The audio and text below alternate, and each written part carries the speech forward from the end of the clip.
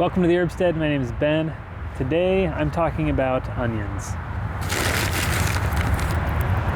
Specifically, seed onions. These little guys that you might see at your local garden center or greenhouse, or you might be ordering offline from a place like Gurney Seeds. Wherever you get them, you should be getting them. Why? Because these are an excellent and easy win to have in your urban garden or large farm landscape. Of course, if you're big enough, you might be starting your own seeds and doing them biennially. But what I want to do is I don't want to waste a whole year just to get something that looks like this so that I can produce something that's usable the year after.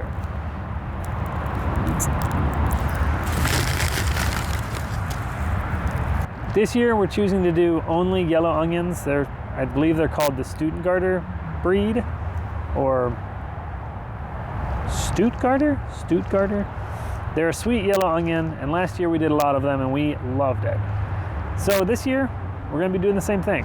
I'm out here right now. I'm going to go ahead and I'm going to plant these surrounding basically all of our raised beds, and they're going to be sort of the first line of defense for any predators or hungry critters.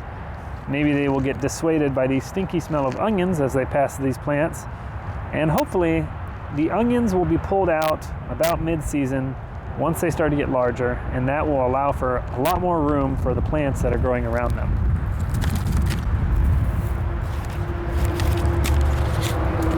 As you can see behind me in this bed right here, I already have two growing. These were seed bulbs that we did not pull out last year because they were too small for us to really get any benefit out of them. But as you can tell, they're thriving.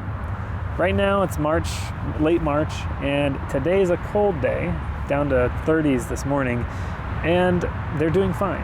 Onions are cold hardy, so they can go out early in spring. Now, if you're seeing this and it's late April and you would like to still plant your own seed onions, do it. You can. You can try to catch up even if you feel like you're too late. I encourage you to still go ahead and plant them. Yes, that might not be the most optimal time, but the thought came to me the other day is the best time to do something in your garden is when you do it. Okay, it might not be the most optimally true statement, but any good time is when you do it. If you're just starting out, please, please, please don't hesitate because you think that you've missed the season or you missed the marker as to when would be the best time to put something in. Do you want to shoot for that best timing? Yeah, probably. But if this is your first time, just get out and try it anyways. So if you still see these on sale at your local garden center, go ahead and give them a shot. I'm going to go around now and I'm going to plant these. I'm going to start here with the raised beds. I'm going to go back to the potato row. And then after all of that's planted out, we're going to see how much we have left, and we're going to find places around the yard to fit these guys in. I want to make sure this whole bag gets planted, and I would love to see 50, 60, 70 onions come mid-summer hung up around our house drying out. Okay, so let's go ahead and get to it and enjoy the time lapse.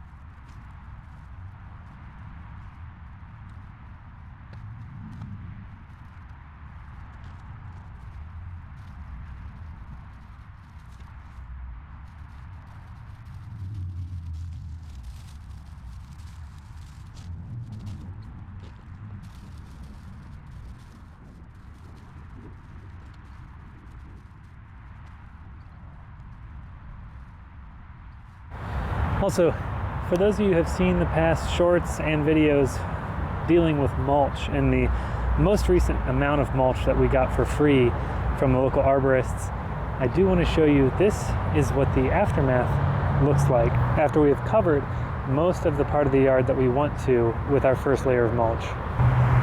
What used to be 4 large mountains of mulch has been reduced to 1.5 with a probably good 6-inch coating of everywhere else with the mulch that we got for free. I'm tickled pink with how we were able to score that and how it has still been able to be beneficial even after we've covered up most of the stuff we want to cover. We'll be able to use this in areas that need reapplication over the next year. So stoked.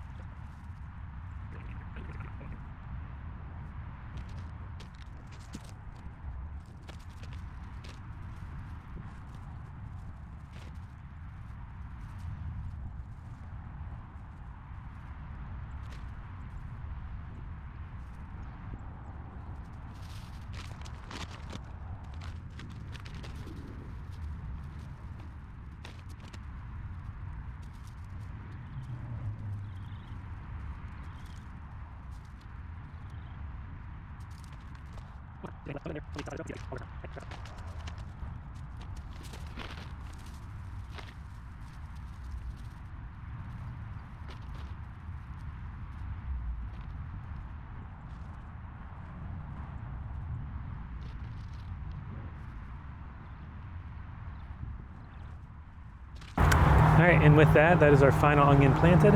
We are all finished with onions for this year. Stay tuned. Later in the season, probably midsummer, I'll be able to show you just how big of a harvest we get from the onions alone. I'm really excited about this. Onions are such a nice, easy win for me in the garden, and easy wins are really helpful to build that endurance and to build the excitement that you want to have to get out in your garden every day. On that note, I'd love to give you a peek at how our girls are doing here at the beehive. Past couple days have been quiet because of how cold it has been, but today it's just eking up over 50 degrees and the hive is booming. That means we made it through another winter, folks. Now, we're not out of the woods just yet because there's bound to be some cold snaps, which, like I said, that is the dangerous time for beehives. But as of right now, everything's looking really good. Let's check it out.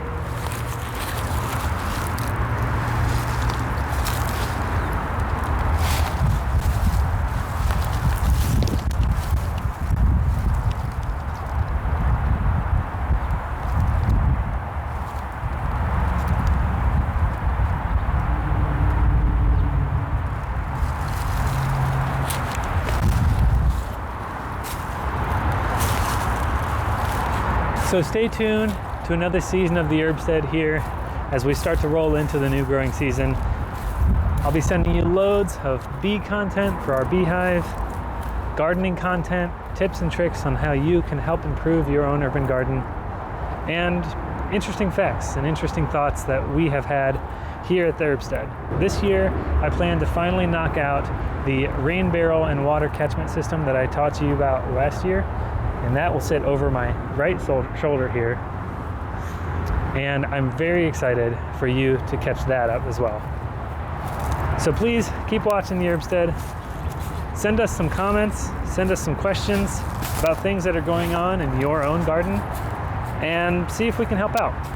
Or, if nothing else, we can at least commiserate with different issues and struggles that you have trying to grow your own food. This is as good a place as any to end this out here next to our beautiful nectarine tree that's finally just coming to life with all of its pink, beautiful buds. Thank you for coming to the Herbstead today and checking us out. And as always, grow on.